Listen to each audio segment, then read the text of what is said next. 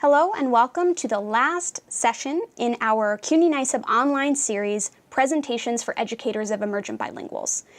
Today we're going to be showing you part 3 of the Translanguaging guide, which focuses on vocabulary and syntax. In addition to learning a little bit about language development, you are going to see examples of how some of the translanguaging strategies from part 3 can be put into action in the classroom, and then think about what strategies you could implement in your own classroom. Part 3, language development, is separated into 2 sections, vocabulary and syntax. The essential questions for vocabulary include, how can we scaffold students' understandings of English vocabulary words? How can we develop students' academic vocabulary in their home languages? And how can we develop all students' awareness of vocabulary and scripts in languages other than English? In the syntax section, there are 2 essential questions. The first is, how can we scaffold students' awareness of English syntax, and how can we develop all students' awareness of syntax and scripts in languages other than English? As you can see from these essential questions, the point of this section is not just to help students learn vocabulary and English in their home languages, but also to build language awareness in your classroom so that students get a sense that there are many, many languages in the world. In language development, for vocabulary strategies, there are 4. The first is multilingual word walls on page 147, cognate charts on 152, 4-box graphic organizers and Freyer models on page 158, vocabulary inquiry across languages on page 165. In the syntax section, there are 2 strategies. The first, sentence building on page 170, and conferring about syntax transfer, which is on 176. The first strategies we're going to give you some examples of come from the vocabulary section, and we're going to start specifically with cognate charts. As you can see here on your screen, we have cognates for different kinds of animals in both English and Spanish. And it's not just Spanish and English that have a number of cognates. It's about finding out the languages in your classroom and seeing whether there are any shared words between the 2 languages, and then featuring those on some kind of a bulletin board or display. And here you can see there's actually the picture to go along with it as one more entry point for students learning new vocabulary. Another strategy for vocabulary building are multilingual word walls. Everyone you know who's a teacher has a word wall. For emergent bilinguals, it's important for those word walls to feature both their home and their new languages.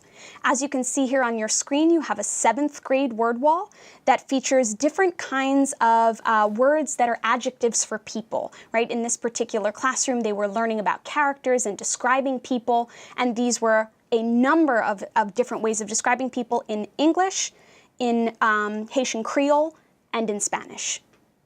And multilingual word walls provide opportunities for all emergent bilinguals and English proficient students to visually engage with words and vocabulary in both languages. Again, this is one of those ways of building language awareness in your classroom as well as vocabulary acquisition. Moving on to the syntax section, we have the strategy of sentence building. And this is beneficial both for students who are emergent bilinguals and students who speak English only. For emergent bilinguals, this is a great scaffold for them in order to see which aspects of sentence structure transfer from their home language to English and which don't. Right? In some languages, there's a different structure for sentences than in English, and those are important things to point out to emergent bilingual students. It also improves their comprehension of the meaning of each grammatical component in the English sentence because they can refer to their home language translation. In addition to benefiting emergent bilinguals, this strategy of sentence building also benefits those students who speak English. By comparing and contrasting the structure of English and other languages, all students gain a stronger understanding of how English syntax works. And in addition, as we've been saying, they also develop an awareness of other languages. Here's an example of how one teacher used the strategy sentence building in her 1st grade classroom.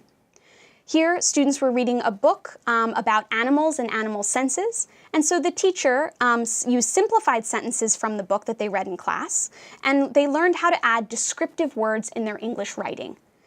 By comparing different languages, the 1st graders saw that their languages, Russian, Japanese, and English, all put the descriptive words before the thing that they described. So not only were students able to learn about the syntax of English, but they also saw that their own home languages had similar syntax to English.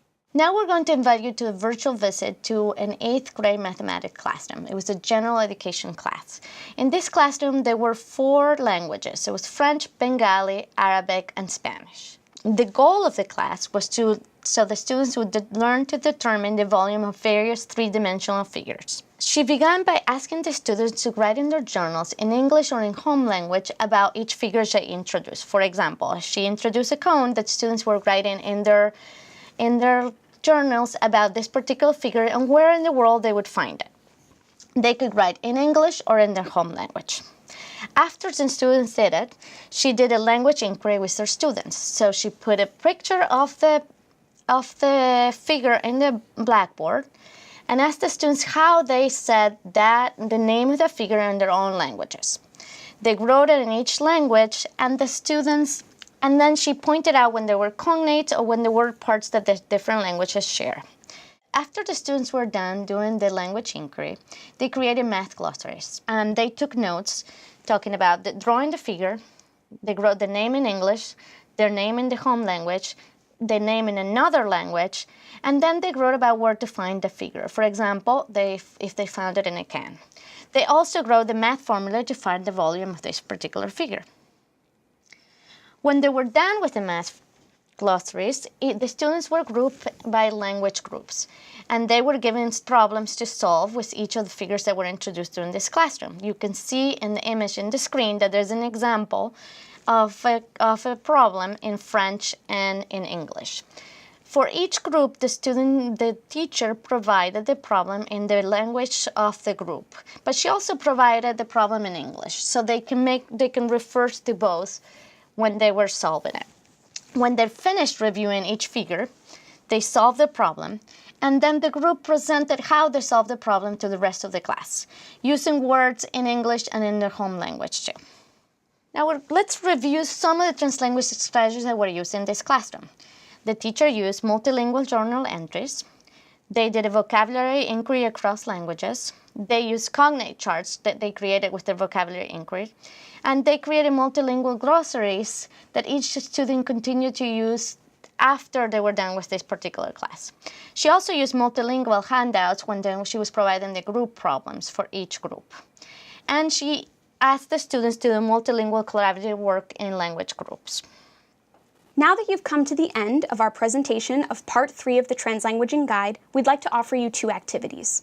The first is very similar to the ones that you have done for Parts 1 and 2 of the guide, and it's a jigsaw that will help you explore the various strategies that you just learned about in Part 3, Language Development.